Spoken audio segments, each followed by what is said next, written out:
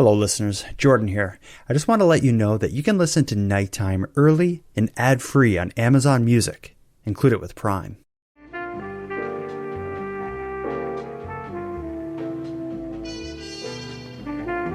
You are listening to Canadian Gothic, a series by the Nighttime Podcast. Welcome back, listeners. In our prior episode, we've been following along with the search for missing police officer Catherine Campbell. As we heard in that episode, after Catherine failed to arrive for work Monday morning, a series of discoveries would lead police to Christopher Garnier, and more specifically, to his friend Mitch's house. As we left off last week, we heard about the chance discovery of security camera footage that showed Chris dragging a green bin down Mitch's driveway, throwing something towards a neighboring building, and continuing on with the green bin out of the camera's sight. And doing this all while barefoot, and only about an hour after he left the nightclub with Catherine Campbell. Tonight, in this episode, Madelayne Kline and I are going to continue the discussion right where we left off. So let's jump right back in to our talk surrounding the disappearance and death of Catherine Campbell.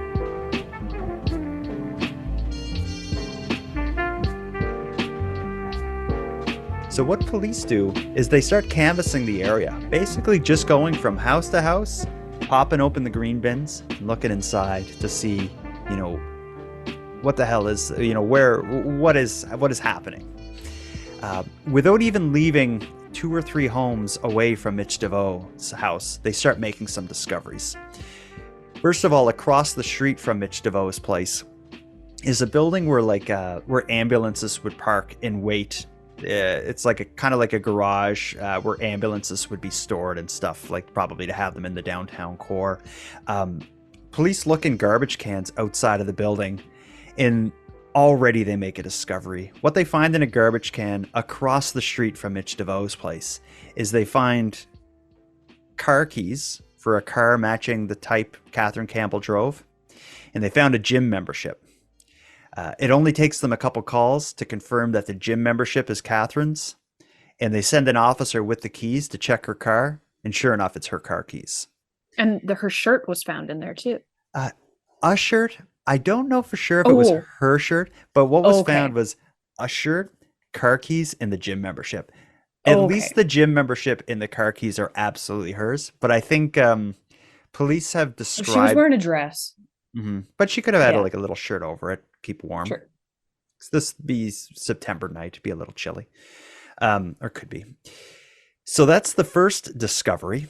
The second one is, you mentioned when we were describing the timeline of those appearances of Chris on the CCTV camera, we described Chris throwing something in the direction of an adjacent building. So I think if I was a police officer, I'd want to know what that was. It sounds pretty important, pretty imperative to the investigation. Mm-hmm. So they searched the building, again, adjacent to Mitch DeVoe's place. And what do they find? It's almost like you couldn't write this stuff if you were writing like a murder mystery show. They find a silver necklace on the roof of the building. That belongs to Catherine Campbell. Catherine. Yeah. So we have across the street, we have her keys, her gym membership, maybe her shirt. We see Chris Garnier throwing something on a roof. We find her silver necklace on the roof. This isn't good. So, of course, the quest for green bins is now priority number 1. They're watching Chris. They're all over the neighborhood searching green bins. They don't find anything as this is happening Tuesday afternoon into the evening, but just prior to midnight on Tuesday is when they make the first in a series of discoveries that are going to lead them to Catherine. They're in an area that's, I would say it's about a 15-ish minute walk from Mitch DeVoe's house. If you left Mitch DeVoe's house, like Halifax is like kind of infamously kind of a city built on a hill with the harbor in the center, and then it's kind of like all of downtown is on a hill leading away from Halifax. It's insane. It's a tough city to walk in. My dainty little Saskatchewan legs couldn't handle it. Oh, really? Yeah, it's a tough city to walk around in because you're always on a hill. It's exhausting. But where they make this discovery is if you left Mitch DeVoe's house and walked towards the water, you'd be walking downhill about 15 minutes away from his house. When they get really close to where the harbor would be, there's kind of like a wooded area, and the bridge that would lead from Halifax over the harbor to Dartmouth, the base of the bridge is there. So there's kind of like an area that's there's like trees and bushes, and it's like a hill, and just not the kind of place that people would go. And there's kind of some larger roads down there. But what they find is a toppled over green bin on the side of the road, right where the woods or the wooded area is starting. Calling it woods isn't appropriate, but where the wooded area is starting. When you think of, just to back up, of the CCTV footage that the dermatology clinic shows, Chris Garnier is leaving with the green bin at 4:50. He comes back without it at 5:30. So if you think this is about a 15-minute walk away, that would be like kind of the appropriate distance for him to walk for 15 minutes, do something, and walk back. So I think when they find this green bin, they start thinking like, okay, like this is an out of place green bin. That's about the kind of appropriate distance that we'd expect. So we really need to search this area. This is just before midnight on Tuesday. Only minutes later, 5 or 10 minutes later, that's when they make the discovery. You want to talk us through that? And it was only about, what was it, 500 feet from the green bin. Mm-hmm. They found Catherine's body face down with an old chair on top of it. Mm-hmm.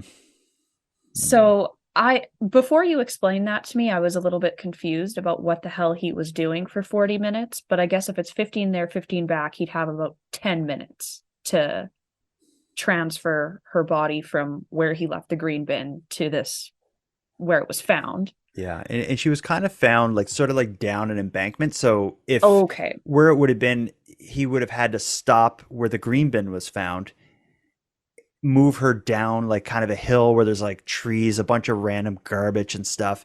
And he found, and it seems like somebody took her down there, left her, and put something on top of her to kind of conceal her body. Well, and I wonder if the chair was just there and it was an opportunity. Like he just was like, oh yeah, this'll do. It seemed, yeah, that wouldn't, like where this is, it wouldn't be unusual for there to be old boxes or just crap. Okay. It's just it just like be a crappy place. Okay. You know, like if you find like a wooded area in the downtown core of a city, there's just going to be random old tires and just random like city crap. So that's kind of where it was found. Really big stuff is about to happen though. There's like a lot of action is going to take place over the next few minutes. So I want to again recap kind of the timeline. It's Monday morning that she doesn't show up for work. All of this investigation happens from Monday morning into Tuesday. It is now just turning midnight on Tuesday night.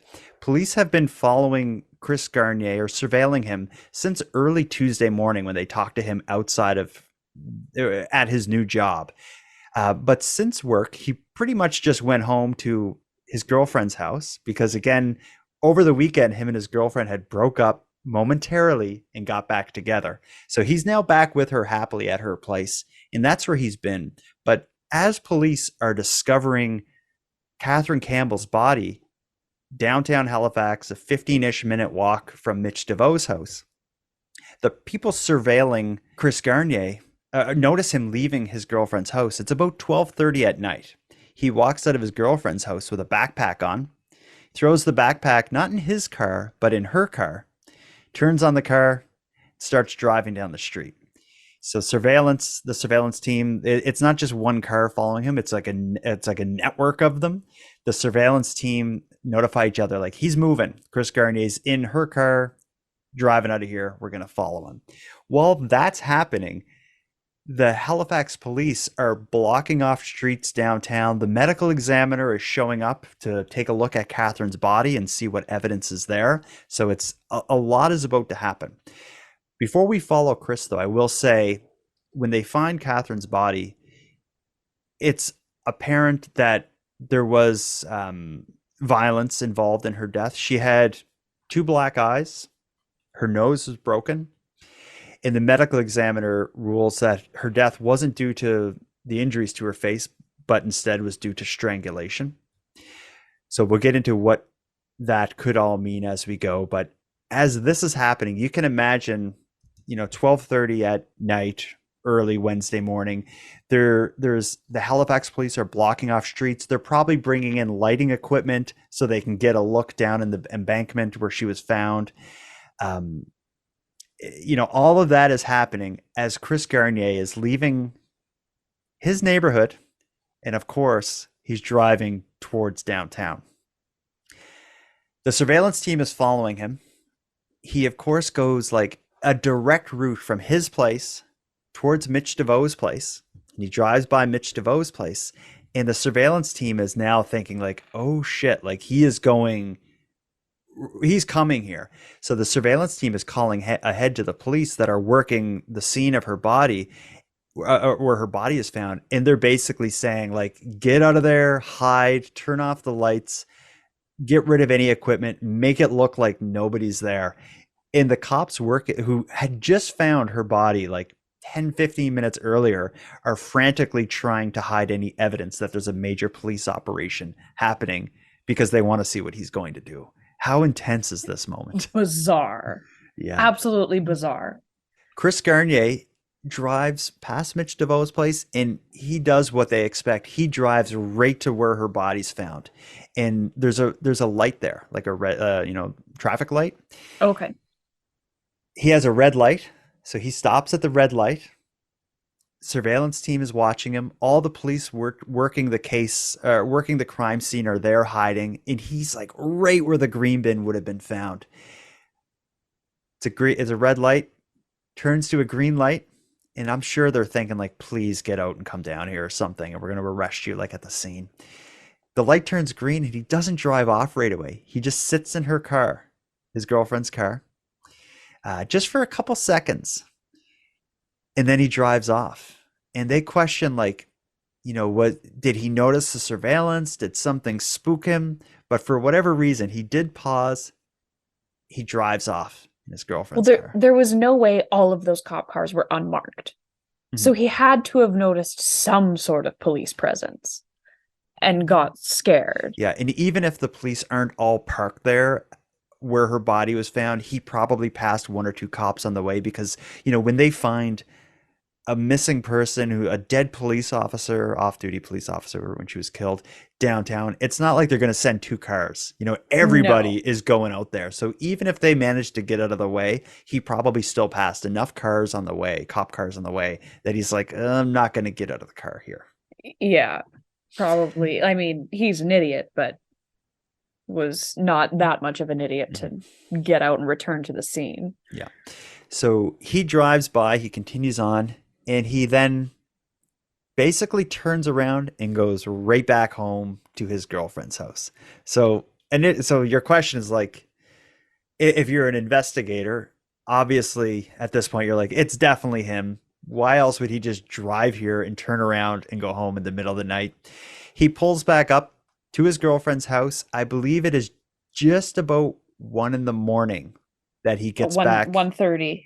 Yeah, 1:30. He pulls back into, parks the car in front of his girlfriend's house. And it's at this point that he's done.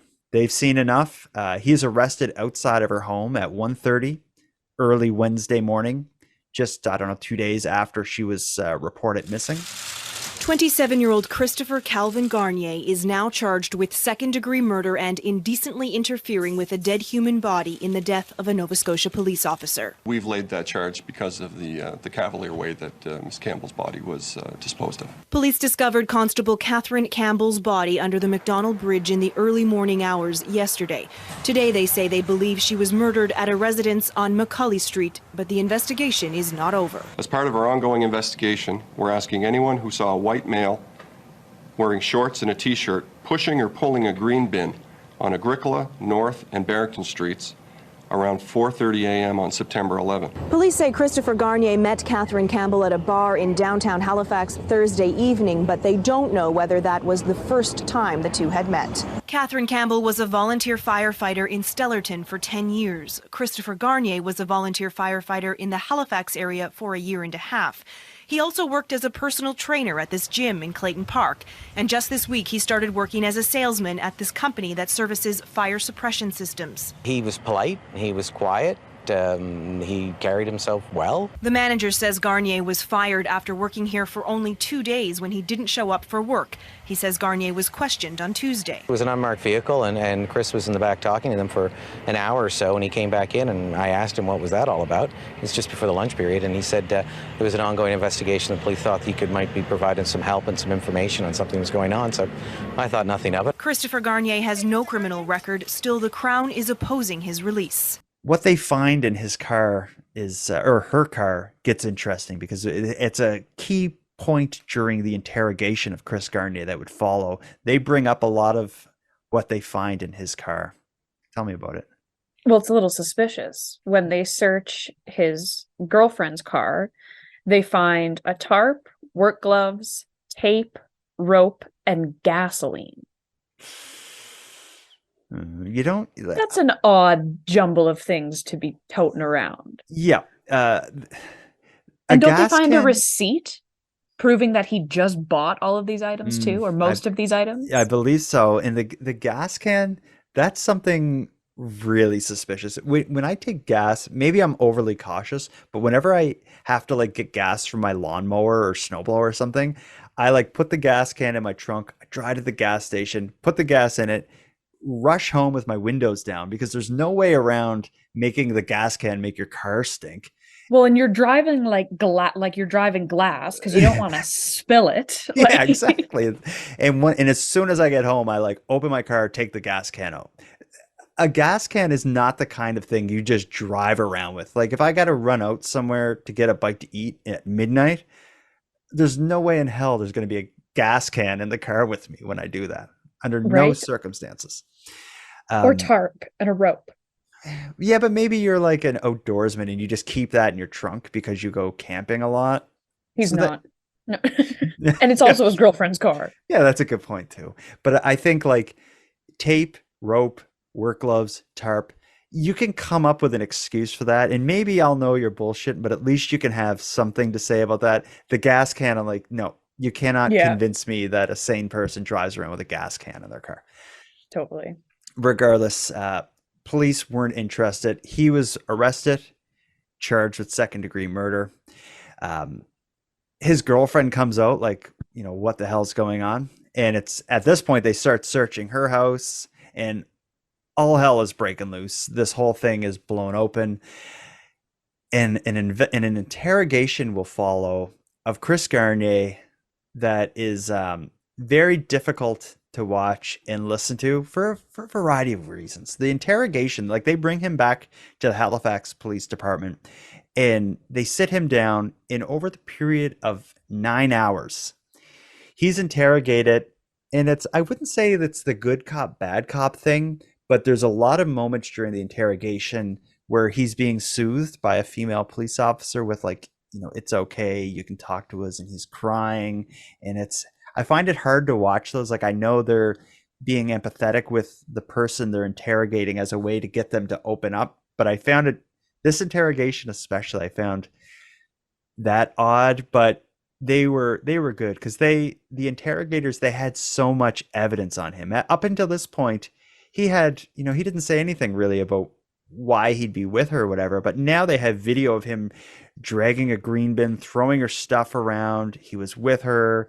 He was driving to the scene of where her body was found. You know, it's like, it's slam dunk. This is an interrogation where the only outcome is going to be a confession. It's just going to be a question of like, what does he confess to? What story does he give? And it's not very long before he starts talking. Chris, you've been sitting here saying, I can't. Life is about choices right now. Just like the choice that you made to go out on Thursday night. She paid for the cab. She paid for the cab. You remember that? Is it that you don't remember or you don't want to remember? I don't remember. What do you remember? After she paid for the cab, what do you remember? During the interrogation, he eventually, like, he has a lot of, like, I was drunk and I don't remember. There's a lot of that going on. But what he does admit to is that he did kill Catherine Campbell. He doesn't know why or how. He does admit to moving her body in a green bin, which I think was obvious. So did she suffer? How do you know she didn't suffer? I don't know. You're certain that she was dead when you put her in the compost bin. Okay, how do you know she didn't suffer? She wasn't moving, or she wasn't breathing. And when they ask him, they actually push quite hard with, like, you were coming down here with a tarp and a rope and gas. And what was that for? And he all but admits that he was planning to collect her body and get it out of there. I just talked to some people upstairs. Okay, I know what you had in your car. You were going to go and do something with her body. I don't know what I was going to do. Okay, well, the stuff you had in your car, what was that for? Well, I had my bag because I wasn't sure if I was going to leave or not. Right? But the tarp and gas, it could have been for one or two things. For what were those things for? What did you have this for? You were going back down there to get her. I thought about it. Yes, you were. And then what were you going to do with the gasoline? If there hadn't been anybody around there, you would have went down and did that. I don't think I could have. I drove by there before. Yes, I know you drove by there before. Oh.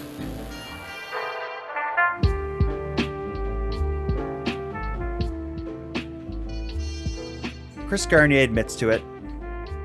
He's charged. He has a trial. He pleads not guilty. And the lawyer he has is, the lawyer's name is Joel Pink. And if you follow crime stories in Nova Scotia or in the east coast of Canada, the name Joel Pink comes up all the time because he is, I think, easily the most famous, highest profile criminal defense lawyer in Nova Scotia. He would be, I think, like, if you were being charged with a crime and you had money, your first call is to Joel Pink. And if he can take your case, great. If not, you'll try to find other people. Chris Garnier, whose family has some money, he has Joel Pink as his lawyer. And the story to defend Chris Garnier is, we've mentioned it a couple times, so no point of beating around the bush. His defense is what has become known as the rough sex defense. And this comes up in several cases. You reacted to it quite strongly at the beginning when I said that, but I've heard of several cases that involve the rough sex defense. But in essence, what Chris Garnier's story is, as told through his lawyer, is that when they got back to the place, to Mitch DeVoe's place, Chris had no intentions of having sex with Catherine. He made a point of saying that. But as soon as they got back there, Catherine brought up that she likes, and this is awful to say, but he says she brought up that she liked rough sex and asked Chris to do a variety of kind of domination things to her. During his opening address to the court, defense lawyer Joel Pink called Catherine Campbell's death an unfortunate accident that happened as a result of rough sex, which was initiated by her. Christopher Garnier decided to take the stand and testify on his own behalf. He told the court he met Campbell at the Halifax alehouse and that the pair later went back to his friend's apartment on Macaulay Street, although Garnier repeatedly said he didn't have any intention of having sex with Campbell. Once at the apartment, Garnier testified Campbell asked him if he was into domination, which caught him off guard. Garnier says Campbell asked him to choke her, and once they were on a pillow couch in the apartment's den, she asked to be slapped while his arm was across her neck. Gurney said he slapped Campbell quickly 3 times. Following that, he felt something warm and saw blood. Gurney said he got up and got a towel from the bathroom, but when he came back, Campbell wasn't moving. That's when he tried picking her up and heard a gasp. Gurney said he panicked, felt sick to his stomach, and had blurry vision. The next thing he recalls is folding a mattress and having a picture in his mind of the McDonald Bridge. Gurney said at the time he was being interrogated by police, he couldn't recall what had happened and was trying to process it. In addition to Garnier, the defense has said they plan to call a psychiatrist to explain why Garnier doesn't recall certain details about what happened, and also to explain erotic asphyxiation. Just the timing, I find it hard to believe that she would lead with that approach. You know, like you get to the apartment and that's the first thing she asks. Mm. Yeah. And it's like, it's erotic asphyxiation, which is all fine and dandy. But isn't the point of that the erotic part? It doesn't happen before you're having sex, right? I mean, I don't know. Everyone's different. Yeah. But if it truly was an accident, why wouldn't he have taken the proper measures right at the beginning? Yeah. If you accidentally kill someone, and let's take away the rough sex, erotic, whatever you said. If me and a friend, if you and I are here and we're having a pillow fight, and I accidentally smack you with the pillow and you fall backwards and hit your head off the table, and I'm like, oh shit, like Madelayne, and then I realize you're not breathing. My next step would not be like, I got to put her in a compost bin and move her. I would call police or emergency, like the ambulance. Even if I was drunk, I would be like, I'm calling an ambulance. She's not breathing. This dude is a volunteer firefighter and like an air cadet or whatever. Yeah. So it's not like he's unfamiliar with law enforcement. Yeah, I think he shouldn't be scared of them. No, and he had some training. I don't know if he worked as a paramedic or had some training in that, because he was also a personal trainer, which would involve some kind of health and safety training. So he shouldn't be a layman on, this sort of thing. Like he should be able to check a pulse or at least know, like, I got to call it. There's like having sex isn't illegal. He did up until now he hasn't done anything wrong. And neither is erotic asphyxiation, as long as it's, if it's consensual, that's great. But also, if you're into that and the person loses consciousness, you would stop. I was gonna Google today how long it takes to like choke someone to death, but I thought that would look really bad on my search history. I'm curious on, because you're gonna lose consciousness first, right? And then, I mean, I'm sure there's a possibility of regaining consciousness. Yeah, you would think you could be unconscious and still come back from it and live. That's correct. I've never Googled it, nor would I, but my understanding is that strangling someone to death is more time consuming and complicated than you would think. Yes. Yeah. And I mean, we hear about people, whether it's in a fight or whatever. I remember when I was young, the choking game was like a thing, because you'd like choke out your friends and they'd pass out because it was like almost euphoric. I mean, I didn't do it because, you hear about the kids that died, but like to choke someone to death takes a while, takes a little bit longer. Yeah. His story is that he had his arm across her neck. So I'm thinking like kind of like his forearm across her neck with his weight kind of like on top of her, pushing into her neck. He claims he hit her by her request during that, which would explain the black eyes and the fractured nose, although that could have also happened putting her in the green bin. But if it isn't, that's a pretty I don't know, but someone's into rough sex that involves hitting. I don't think it's the kind of hitting to like the bridge of the nose that involves breaking and black eyes. It's not that sort of thing. And I'm pretty sure he admitted to slapping her. Okay. And I've never seen a slap result in 2 black eyes and a broken nose. So you're not buying his defense? Oh, not even a little bit. How awful is this for the families to have this come up? Because when the trial happened, they also were bringing up ex-sexual partners of Catherine Campbell to take the stand to be like, this is what it was like, having I was sex with gonna ask if they did that. Yeah, Which they I did. mean, great. They have to do it. Ask her exes if, is that what she was into? And I mean, even if it was, it shouldn't matter. Mhm. She still ended up dead.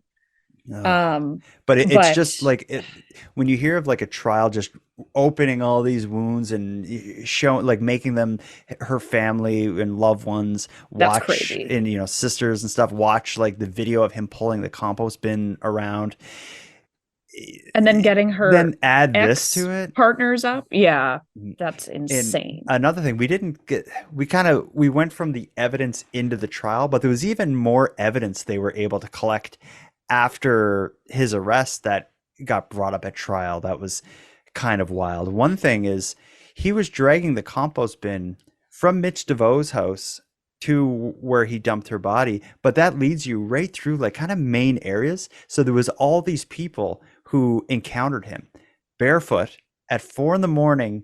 pulling the compost bin. So it became like, there's that aspect of it is so awful as well. Like, if he just killed her and left her at Mitch DeVoe's house, that's bad enough.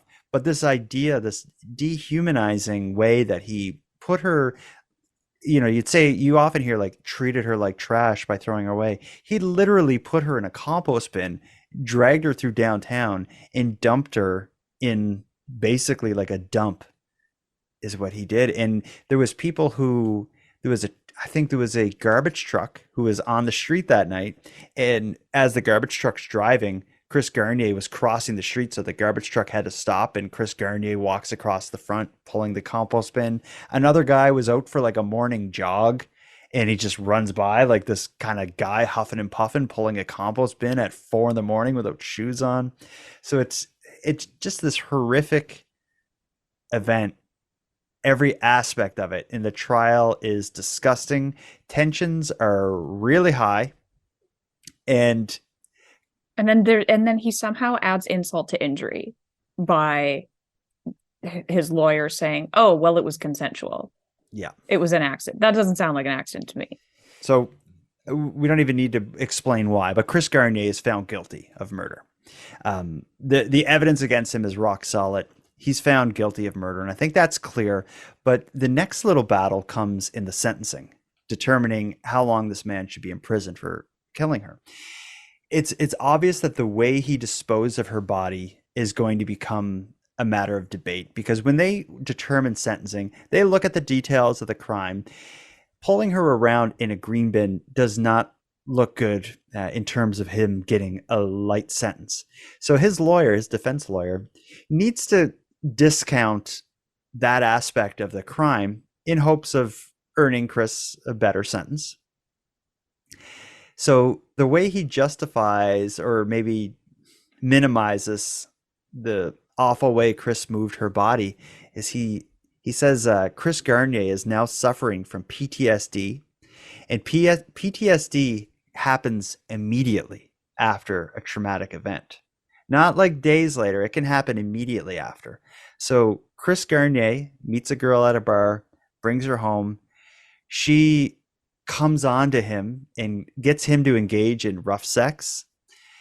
She accidentally dies in the middle of it, which is traumatic to Chris. And Chris, due to the symptoms of post-traumatic stress disorder, isn't able to properly handle what's happening. And that's what leads to him putting her in the compost bin and moving her. Like, Chris may have done it in body, but in mind, he was suffering from PTSD. He's a sick man that did this. And I think I can see in your face, you're not, if you're on the jury, you're not really interested in that.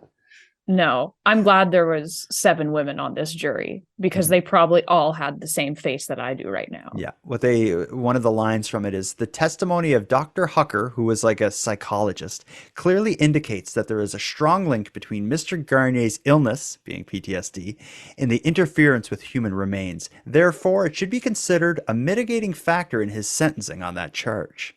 So that was kind of the justification that defense lawyer Joel Pink had. However, the judge overseeing the case, Justice Joshua Arnold, did not buy it. He says, as shown on the surveillance video from the alehouse, Catherine Campbell was expecting romance and affection on the evening she was murdered. She was vulnerable. And once on Macaulay Street, which is where Mitch DeVoe lived, for reasons unknown, Mr. Garnier punched her in the face, broke her nose, strangled her to death, and then in an effort to hide his crime, treated her remains literally as garbage. I like this judge. Yeah, I think that's like perfect. It's exactly the right. That's exactly what happened. Yeah. He wasn't there, but that's exactly what happened. Right. And Chris Garnier, he had he took the stand. He wrote a letter as well, apologizing to Catherine's family, pleading for forgiveness, but there was never an explanation as to why this happened. It was an accident, which I'm not buying. He was found guilty for the crime of murdering Catherine Campbell. Chris Garnier was sentenced to life in prison without eligibility for parole for 13 and a half years. So he's gone away for a long time, but the story is far from over.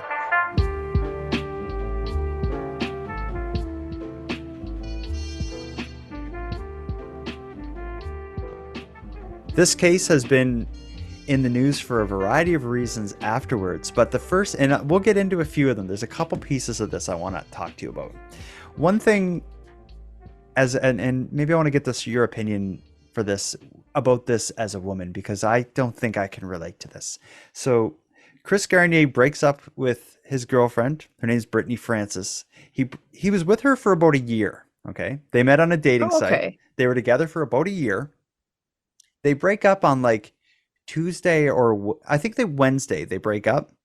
Thursday night, Chris goes out with his buddy drinking, meets a girl at a bar, kills her, gets arrested, hides her body by moving it in a compost bin, gets arrested early Wednesday morning, after he takes your car downtown, probably to collect her body and burn it somewhere, assuming. Anyway, here's the part that I don't understand is Brittany Francis, she took him back before he was arrested, but she stood by him and supported him throughout this trial. If you see any video or photos of Chris Garnier walking into the courtroom, he's holding hands with her or has, arm in arm throughout the whole thing. She stood by him. And even after sentencing, I don't know if still to this day, but as far as I know, they're still together. I find that completely shocking. Like to stick with him before it was like rock solid. Yes, he murdered another woman 24 hours after they broke up. Fine. But like through the trial, so like, he did it. Mm. And whether it was manslaughter or not, why would you? What? Yeah, I don't get it. Maybe, I don't know how old she was. I was young, once a young, dumb woman too, who, well, he wasn't a murderer, but I dated an idiot. I can't see me, even as a young woman, staying with a murderer. Why wouldn't you? I would be scared. Yeah, I would be scared. I would also be like, I won't even want you to say my name in the same sentence as his name. I want nothing to do with the guy who killed the cop and moved her body around in a compost bin. Nothing to do with him, let alone like... I'd be like, I'll testify against him. What do you need me to say?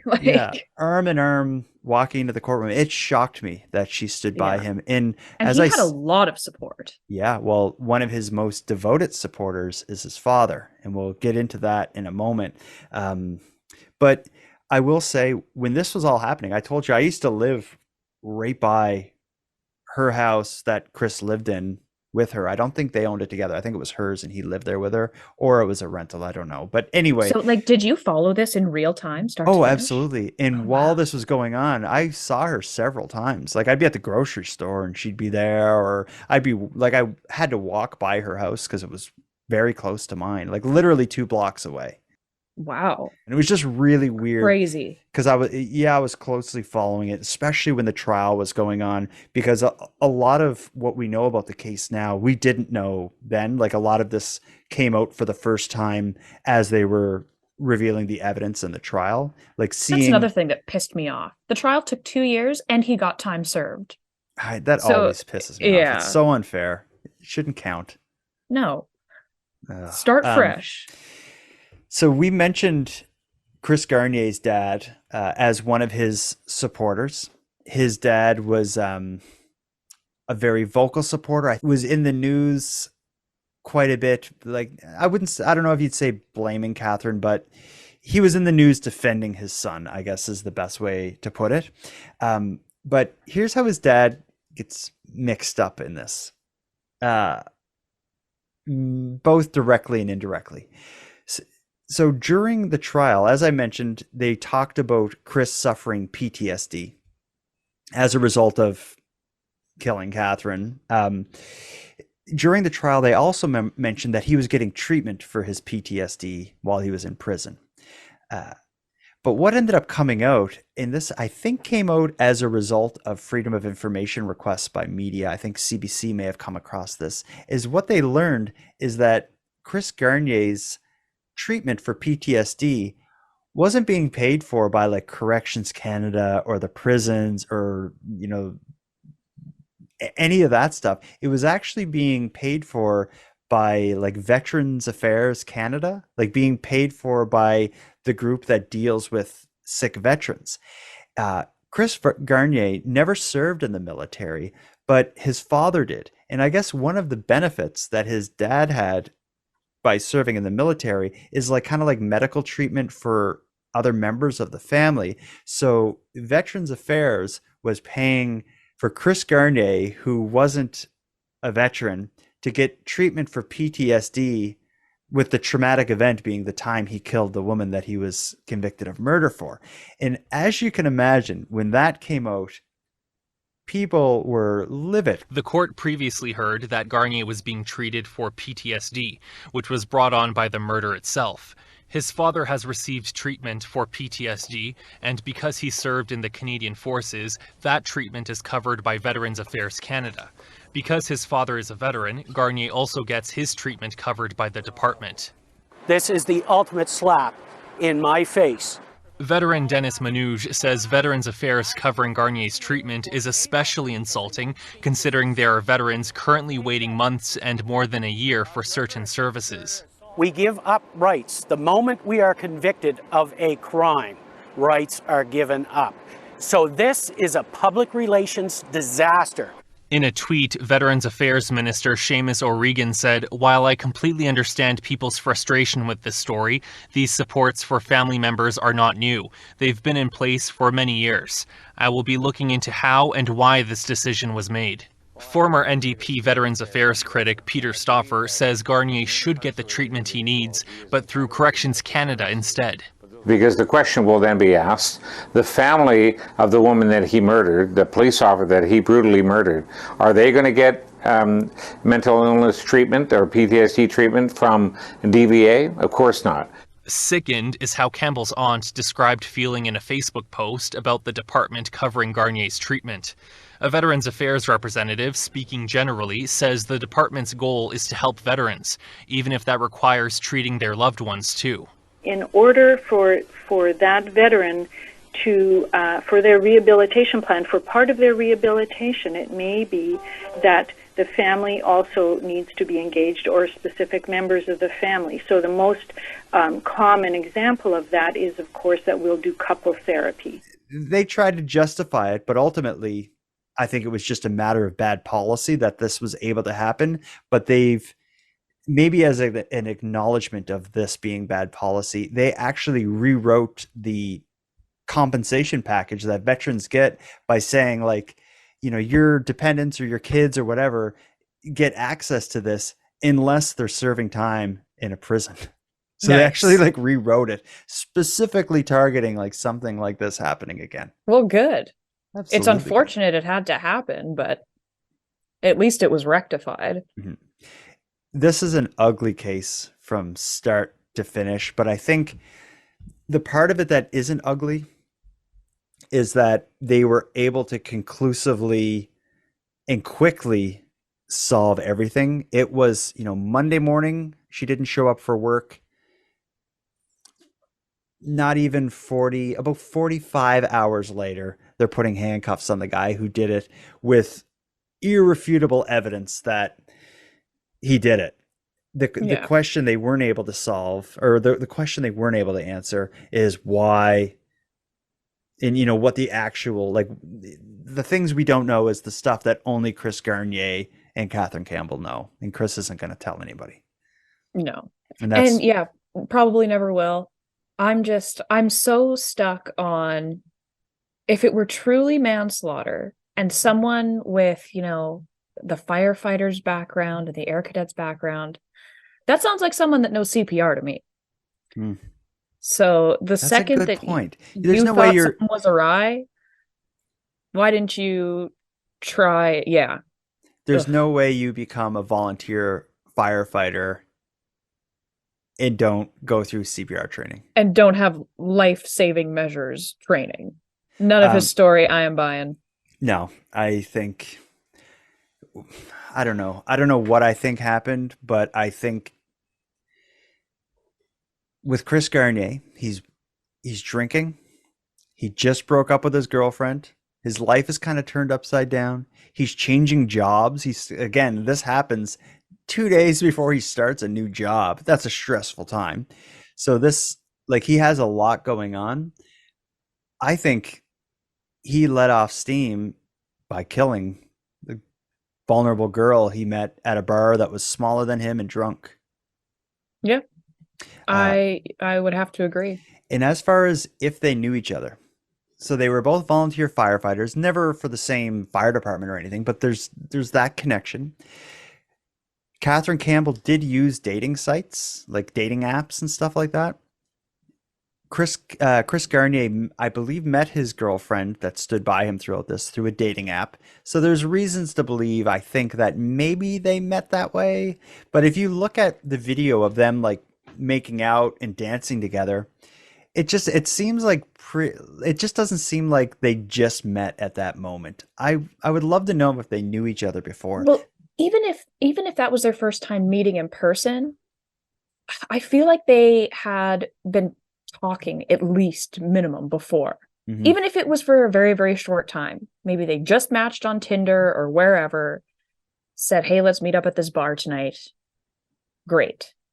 Mm-hmm. I'm sure the police did their due diligence and went through, all her computers and both of their cell phones and all that.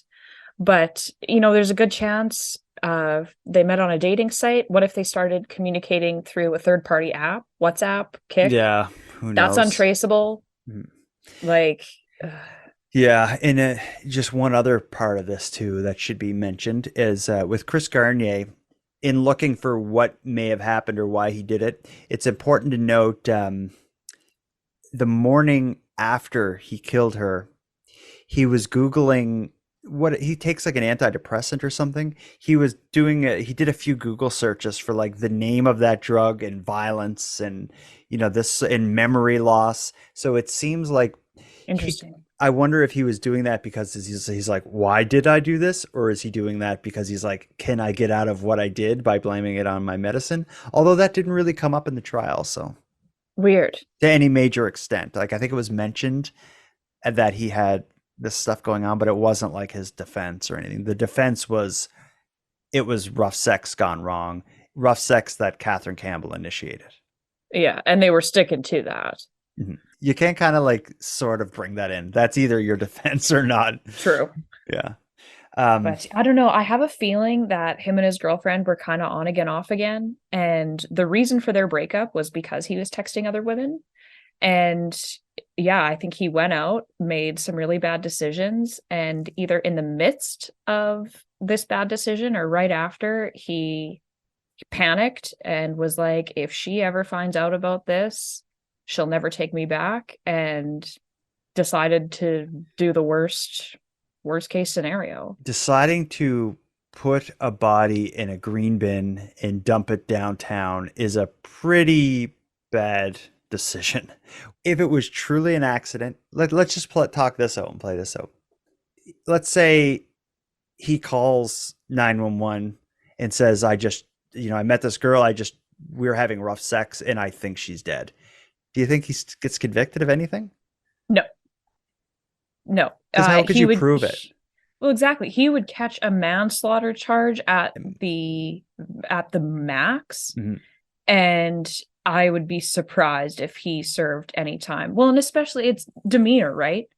If you're clearly like, if you call 911 on yourself, Yeah, and you're and kind of cooperating lay and it all lay it all out and try and get the paramedics there to help. I think that would have helped his case.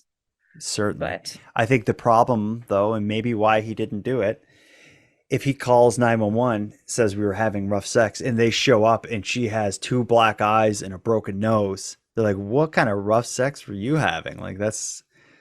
I guess. But like, Stranger Things. Could that I be it? suppose. Or maybe, like, it could be, I can't do that because I just, like, broke her, like, punched her in the face. But it could also be, like, doesn't want his girlfriend that he wants to get back with to know. And this has I've never learned what happened here, but one of the moments when Chris Garnier is caught on video leaving Mitch DeVoe's place and walking down the driveway, it's actually the first time he appears on CCTV footage where he walks down the driveway and looks around to see if the coast is clear. He has something in his hand and it looks like it's a phone and that he may be texting. So I would love to know if immediately after killing her, he was writing his girlfriend, Brittany, to be like, take me back, this sort of thing. I wonder if he immediately, went to that space. I don't think that was ever revealed if he was on the phone or any of his phone records, but that'd be interesting to know. Yeah, But I'd love think to know what he was doing. Well, I would love to know what he did to get her to take him back, because it's like, I've heard of like buying flowers and, this sort of thing, but whatever he did, like given all this for him to be able to get her back, oh my goodness, he must be a smooth talker. But I was just going to say a narcissist can sweet talk his way into anything. If he calls 911 and says, I strangled her, you said what you thought happened. I think he gets away with it. I think if he does that and he's cooperative and the ambulance arrives and he stays on the scene and he gives that story, we were having sex and next thing I knew she was not breathing, I don't think there's a way to prove anything criminal happened. Maybe he gets a manslaughter charge, which isn't that big of a deal in Canada, sadly. At most, and I that's think a maybe. That's a maybe, because it's an uphill battle, because it's going to be his word against hers. You need to be beyond a reasonable doubt that he did it. If he stays behind and calls 911 and outs himself and you know what, that might not have, if that had been the way it went, it might not have even have made news. It certainly wouldn't have been as big as it was. Oh hell yeah. Maybe because maybe they wouldn't even charge people them. Are murdered every day and we don't hear about it. Yeah, absolutely. So yeah. I think also another reason it's so would be a big case and why people would tell this story is the investigation was so interesting. Like as we went through there following the steps leading up to this, it was so cool how it's just like one thing leads to another and it just quickly leads right to him, right to her body. Like it's the investigation. It was good police work, but it's like it basics. Was seamless. Yeah. And it was just kind of like basics. They just boom, boom, boom, boom. I think it's probably how they want it always to go. And because there's no debate about anything. They just had evidence that brought them right to it. And it happened so fast. They proved that it is possible to solve a crime this fast. They should really put this energy toward all cases. I think there's probably a bit of working hard, but also a bit of luck. Just the fact that security video was useful at so many key moments, getting her out of her apartment, them in the bar together, and him moving the compost bin. It just made like 3 key moments of this rock solid with timestamps. So. Right. Yeah. It was surveillance pretty much tracked almost every move. Mm-hmm. If only Mitch DeVoe had a camera in his living room, the rest of the story be there. Well, and what if he hadn't ended up in the drunk tank? and Chris wasn't alone with Catherine, how different things would have been. That changes everything. We don't know. We don't know what. Yeah. Well, I think we've gone through it. We can start wrapping this up. A dark story, a horrible story. If people want to see any of the security footage, a lot of it's out. I'll add a link in the episode description that will bring you to where you can see some of the evidence and court exhibits related to this case. There's nothing graphic, but again, just eerie seeing a grainy video of a man pulling a green bin around when you know, without shoes on, when you know what's in that green bin is quite awful and dark. But I think we've gone through it. Madelayne, tell me about what you're doing next, though. I like to wrap this up with what's next for Ms. Madelayne Kline. I think I'm going to do a video about Catherine for my YouTube channel. I think that's a good idea. This was a good little discussion. I just posted a video about a local case to me that has been solved 17 years later. Yeah. Which is kind of cool. Well, we're gonna do that here next week. I think. So maybe I won't get into too much of that, but it's our justice system just kind of baffles me sometimes. So I said if people want to see the video related to the Chris Garnier, Catherine Campbell case, I'll add episode links in the episode. But if you're doing a YouTube video, I'm sure you're going to use some of that footage. So go find Madelayne Kline on YouTube. Like you said, the security footage is eerie, and because just knowing what was in there and what happened, it's or seeing them at the bar dancing and knowing what's about to happen an hour later. Yeah, and if you do go to Madelayne Kline's YouTube, don't just watch her crime stuff. You got to find the videos of her messing with her cats. That is the content that we deserve. All right, well, Madelayne, thank you for another night that has been unpleasant, but I'm glad I shared it with you. It's never pleasant, but time well spent, I guess. I don't know. Well wasted.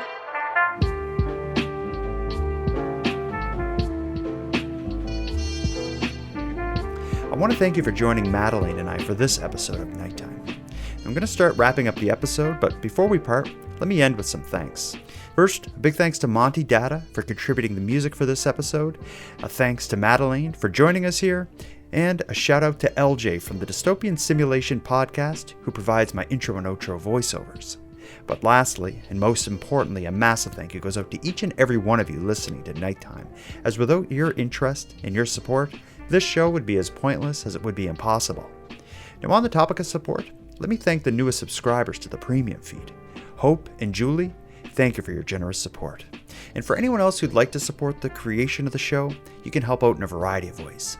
First of all, a premium feed subscription costs only a couple dollars a month and gives you the episodes 2 days early, gives them to you ad-free, and gives you a full back catalog of Nighttime podcast episodes. If that sounds good to you, you can go premium now at patreon.com/nighttimepodcast. And anyone else who'd like to support the show, but can't do it by way of a premium feed subscription, you can give me a big hand by simply sharing this episode on social media and telling like-minded friends about the show. If you have any story ideas, if you want to give feedback, or would like to contribute a voice memo to be aired and responded to in an upcoming episode, you can do all that and more at nighttimepodcast.com. I hope to hear from you. But until then, take care of each other, hug your loved ones tight, and let me know if you see anything weird. The Nighttime Podcast is written, hosted, and produced by Jordan Bonaparte.